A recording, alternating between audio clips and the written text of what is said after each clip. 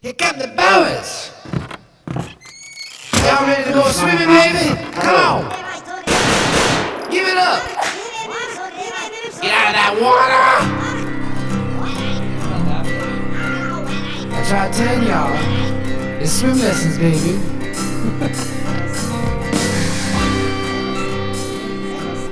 Coach, thanks for coming on. Great to have you. Great to have be along, and great to see you. It's always great to have you here. Yeah, it's good to see you too. And before we start, my mom sent me something to give to you. Oh, thank you. Thank you. We got the cooking instructions Just on handed, it. yeah, for everybody listening. As just handed well. Coach Stan here an apple pie that Debbie hands to my mom, wanted to send down. So appreciate you taking some time. And we're filming this from the Bijou Activities Center, which is an amazing. This suite is amazing. You can just set that right behind you there. Okay. So yeah, thanks for letting me come film here today. Oh, you bet. Great to have you. I appreciate it. And when this comes out, it's like a 2-week delay. So we'll find out tomorrow. You play Valley City at home to win. How many consecutive conference championships is that? This nine. Yeah. Wow. So you've been on quite the run. Yeah. It's been a good time, and it really, it's the tradition here, as you know, has been a really strong tradition over the years, and then we had a couple tough years in there too. But yeah. I think that the guys, like the group that you were with, and the guys, the Bluehawk groups, and they kind of helped pave the way for the guys that are coming now too. Yeah. We battled through a lot of things and did a good job. Well, like when you took over, it was my junior year. I was going into my senior year. You took over, and one thing that I coached 2 years myself, varsity basketball. But one thing you said, when we're going to build this up, it's going to be day by day, practice by practice. It's not just going to happen overnight. And I think that gets lost in translation a lot, because you see a lot of these coaches, specifically college, no matter what level it is, it's like, okay, his first season, they won 2 games.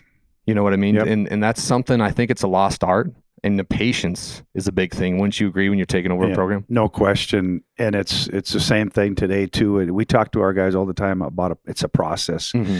Everything you do in life and everything you do in whether it's this program or whatever, it's a process. And sometimes I think, and you're right, what's kind of gotten lost was what's success. Yeah. If people want to, hey, I got to get 10 wins that first year, and then the next year may not, whatever it might be with these programs, and is that success? And so we talk about success as being that process. What are you going to do? Everybody wants to talk about, hey, I want to go win a championship, or I want to win this many games, or I want to be successful in whatever it is as a businessman. But what do they want to do to get right there?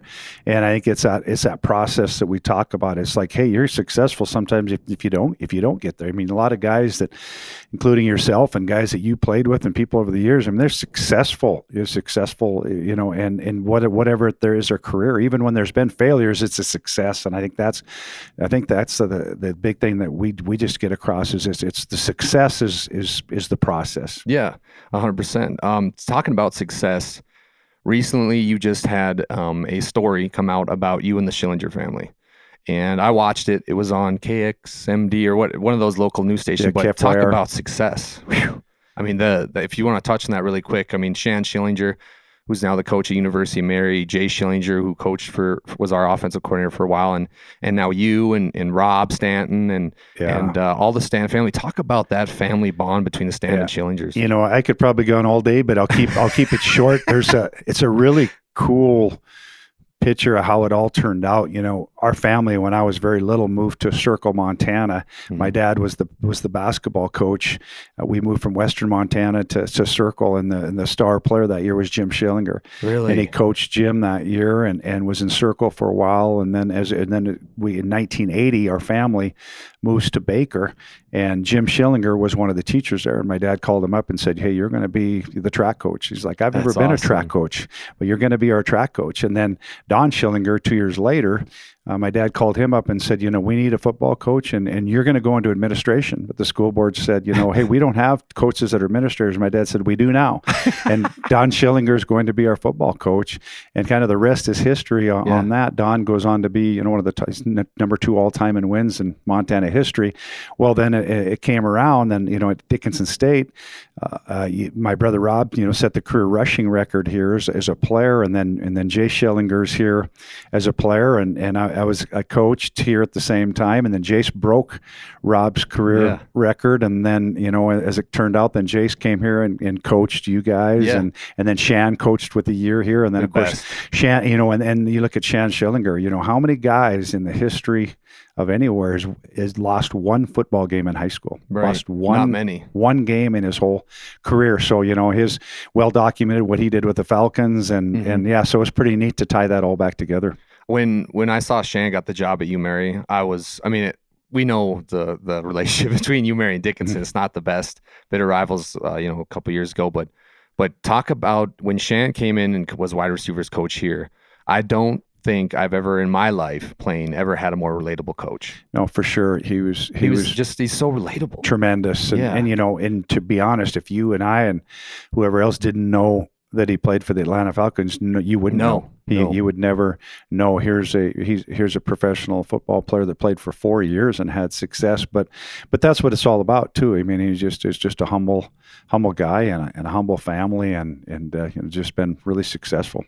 Yeah, and I mean, that's kind of what makes, I think, you special and what makes you so good, because you were my third overall guest on this podcast, and we've had some really big guests now. But I remember when I was living in Scottsdale, Arizona at the time, I saw you were in town. I'm like, hey, would you come to my 2-bed, 2-bath apartment in my little studio and do one? And you're like, yeah. So, I mean, I think that's a special relationship that coaching kids when they're in college is very important, but also being there for them post-college. Wouldn't you say, Coach? Oh, no, most definitely. And that's what I'm the most happy about too, is I wish I could even stay in better touch with, all the guys that played, but I try to do that as much as I can, with what you're doing. And then you go in 1 year and, coach at the high school at Divide, and I hear from the parents what the impact that you're making there in 1 year as a coach. And then you got guys like Meyer Bond and getting a master or doctorate. A doctorate is dirt. He's a doctor in dirt. Yeah. You get guys like him and Kayla Ray and a PA, and you go on and on and on. Brian Cronley and those guys that, that have done just really great things from that group that you had. And that's the cool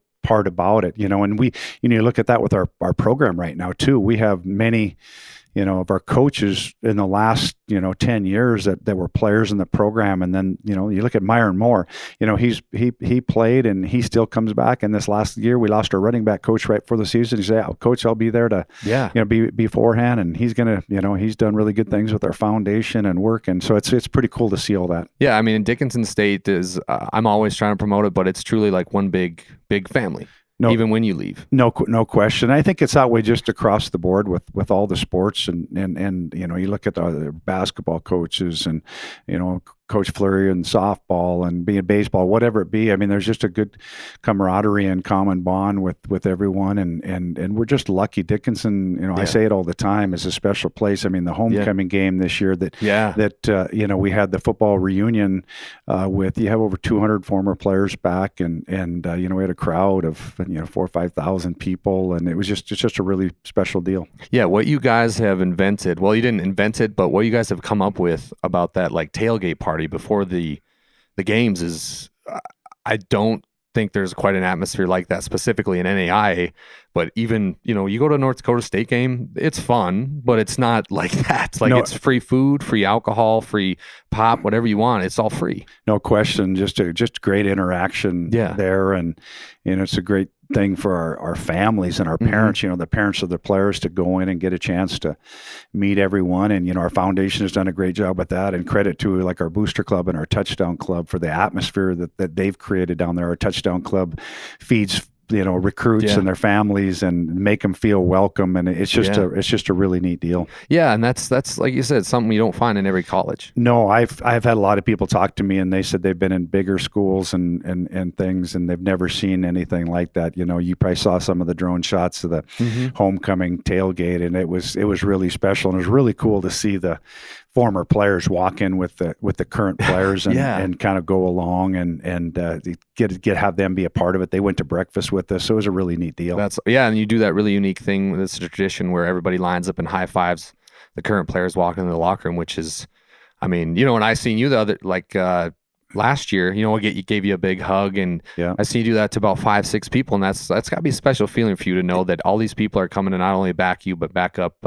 your kids that are playing on the current team. It is. We can't have it any better than the people here, between the alums and the supporters and the people of Dickinson. And we got a parent group that's really active, and we just couldn't be any happier, any luckier to have that. And then you see it when you go on the road, when our players go on the road and they're like, whoa, and see us go to a couple of venues where the opposing team may have 150 people there and we have that many. Yeah. And that's a pretty cool thing. It's a pretty cool atmosphere, and we're very fortunate. But I think our players and our program, we do a lot too, to make sure that they're a part of the community, and just making sure that they're around and do the right things, and represent the school and themselves well, and they see the success, like I talked about, of all the former players and what they go on to do in the community. And it's a pretty neat thing.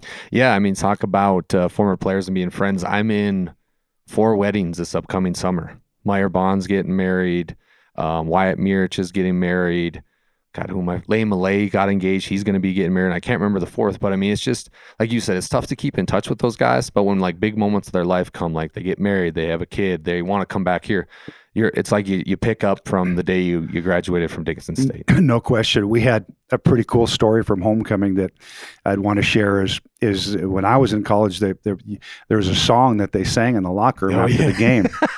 And I tell our players, and I probably told you guys when you were playing too, that song started in 1987 by the guy named Sam Johnson, who was from Edmonton, and he was a great player for us. He was a fullback, and then he's a running back. But anyway, I saw him this summer at the Touchdown Club golf tournament, and he said, "I'm coming for that reunion." I said, Sam, they still sing that song. No. And he about had a tear in his eye. So I said, if you come back and if we would win, we're going to have you lead that song in the locker room. So after the game, here comes Sam and about 30 former players, and we're getting ready to sing that song. And Sam had tears in his eyes. He talked to our players, and somebody said, do you still remember the words of the song? And I won't repeat all the words that he said, but are you kidding me? And they got a few adjectives in there. Yeah. And Sam took off his hat and he led that song, and it was one of the coolest things that I've seen as a coach here. That song is very special. It's the best. You can't top it. We do it. We did it at Matt McCoy's wedding and a few other weddings. But after the wedding happened, we went outside and sang it, just the boys, so no one else could hear us. But yeah, it's the best. Yeah. That's another great tradition that's here. Yeah. It's pretty, that was a really cool thing. Yeah. One thing I also want to talk about, you're not only the head football coach here, but you're the athletic director. And that's 2 pretty big vital roles, even if you're playing at the high school level or like you are now, collegiate. When I was driving into town to the stadium, I came across your brand new Dickinson State softball fields, and that is amazing. Touch on that a little bit. Yeah, we're really fortunate with that, and once again, it just goes back to that community that we're in.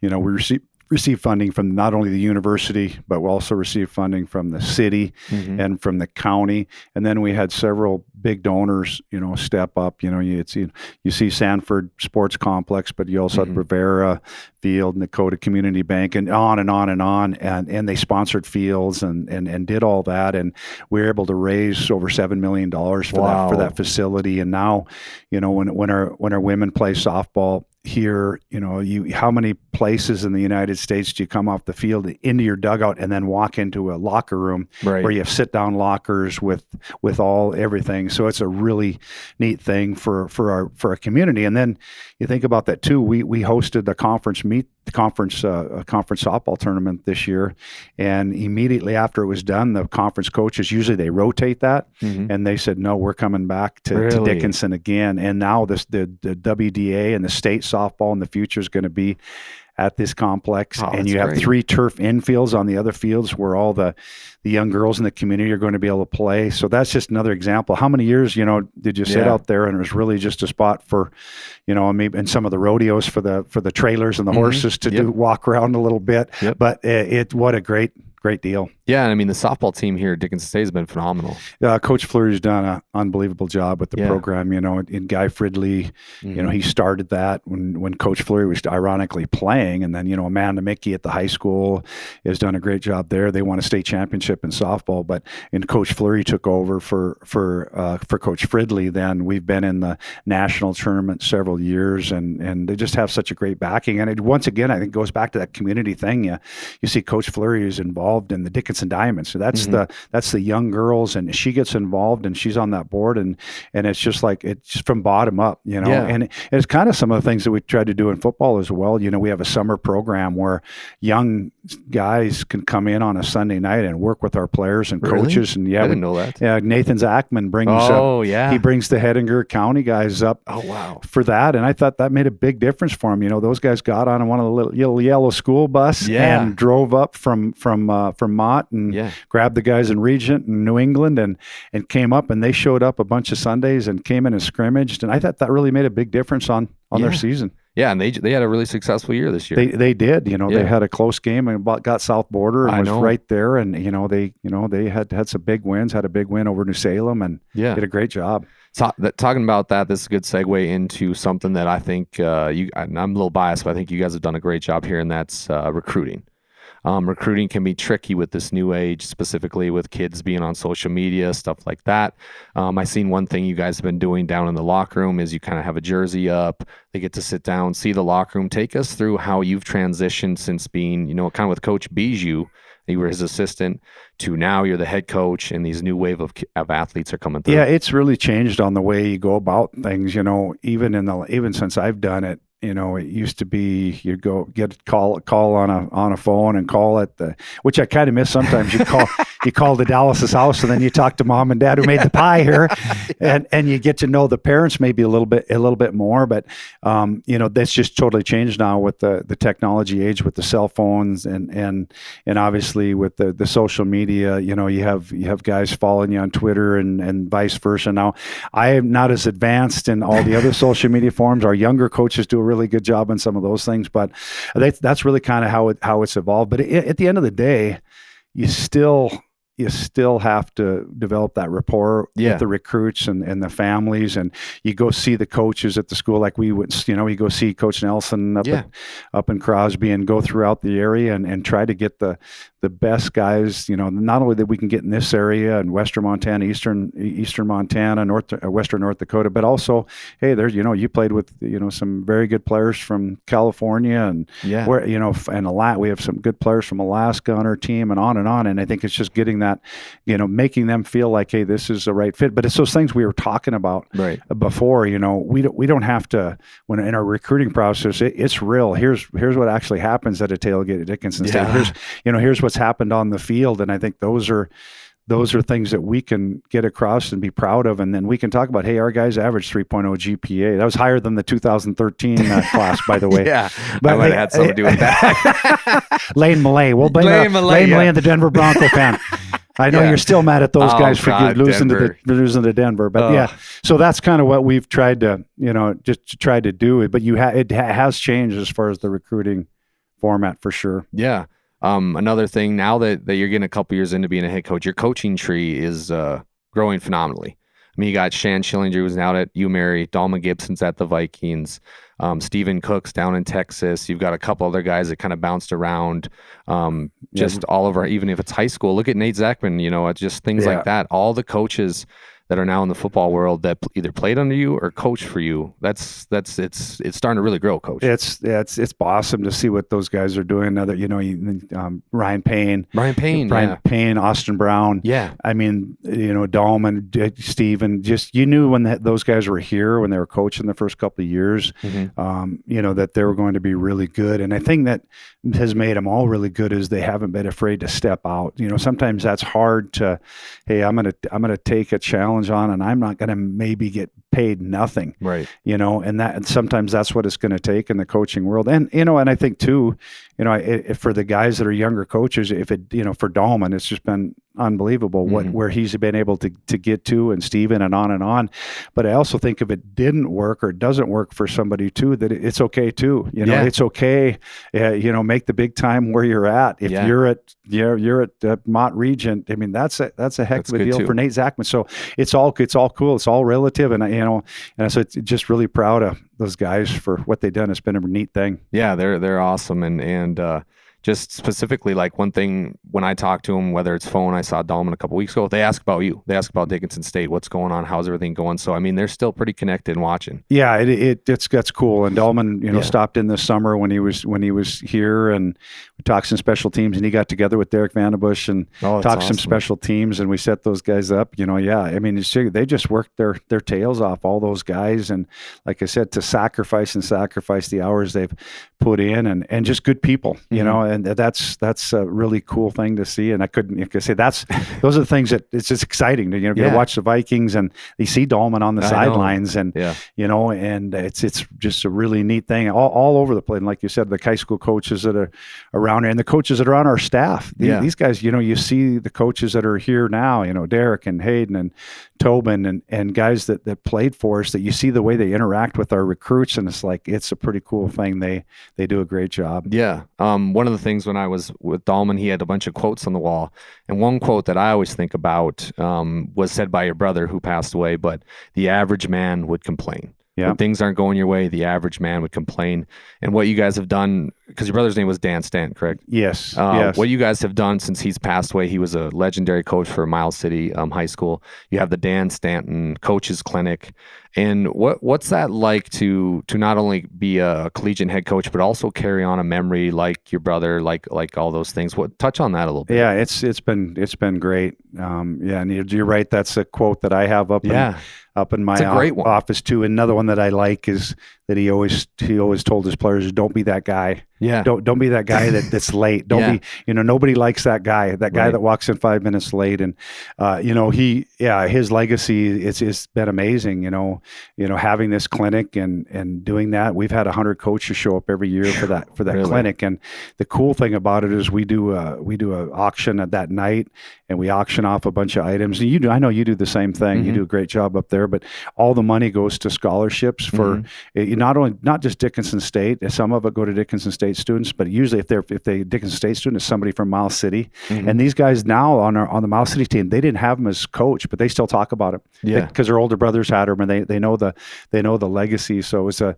cool legacy that way. And then the other thing we do with that clinic is we give money to people who've had health problems. Oh, really? Somebody with cancer, somebody with an ongoing health problem. We gave a couple $1,000 checks out to people, in Eastern Montana who are having health issues. Just that's what we want to be able to do. Is he would have liked that. Dickinson State doesn't get a dime out of that clinic. It just goes to other people to help other people, which is amazing and tough to do sometimes. Yeah, no, we're happy to do it and happy to carry on his legacy. Yeah, for sure. Now let's touch on this year's team for Dickinson State. We talked a lot about recruiting outside of North Dakota, but something you guys do really good here at Dickinson State is not only do you recruit in state, but you're starting quarterbacks from Bismarck. The Stickler kid, who's a very talented player, is from North Dakota. He's from Dickinson Trinity, right? Yes. So two of your main players are from Dickinson and Bismarck in state. I mean, that's pretty unique. Yeah, if you look at that offensive side of the ball, you with Will, who was at Bismarck High, and then Braden Zuroff for tailback is, he played at New Salem. Yep. And Braden and has done an unbelievable job for us. And then, the two receivers from Dickinson Trinity, like you said, and those are all guys that, we recruited in high school. A few of them, started at a different place, NDSU or UND or whatever it's been, and we were just really happy to get them back, and they're just big contributors and big leaders in our program, and that's obviously, like I said, been a big part of it. And then the offensive line, we've gotten guys really from kind of all over the place. But I think this year's team, that's been the big difference, and give a shout out to our offensive line. We've really played well this year. We've ran the football better this year, really well this year, and obviously those talented guys that you mentioned. Will Madler's had a great year, and he's got. Will Madler just has a great presence about him. He's got a calm leadership, calm demeanor, and he just does a really good job of leading. And then you look at the defensive side, with Crew Mattern, he was a player of the year in our conference last year. That's a Dickinson High kid who we were fortunate able to get back this year. And he's, ends up setting our career records in sacks and tackles for losses this year. Wow. Yeah. So, a lot of local guys that have just done a really good job for us. One thing because I watched, I'm going to go to the game tomorrow against Valley, but one thing, I watched you guys' first game. You played Rocky Mountain. Rocky Mountain's a tough team. It's kind of one of those big rivalries, Billings, Montana versus Dickinson, North Dakota. You guys come up a few plays short. Mm-hmm. There's a few plays, could have went the other way, but you lose. Okay, you're 0-1. Now you go on this tremendous run. How many games have you guys won in a row now? Eight, yeah. 8. So now you're on an 8-0 run. You're now 8-1. How, as a coach, do you not only rally the troops, but you rally not only to just win 1 game, 2 games, 3 games, but 8 in a row? I mean, that's a big thing. Yeah, it is, and especially after losing that first one to Rocky, and we had a lot of opportunities in that game, and we decided to go for 2 at the end, and it just didn't work out. But I think a real key game for us this year was to go to Wisconsin Stout, who had a good team, and then go on the road, and we were behind in that game and came back and win. But I think it goes back to what we were talking about earlier.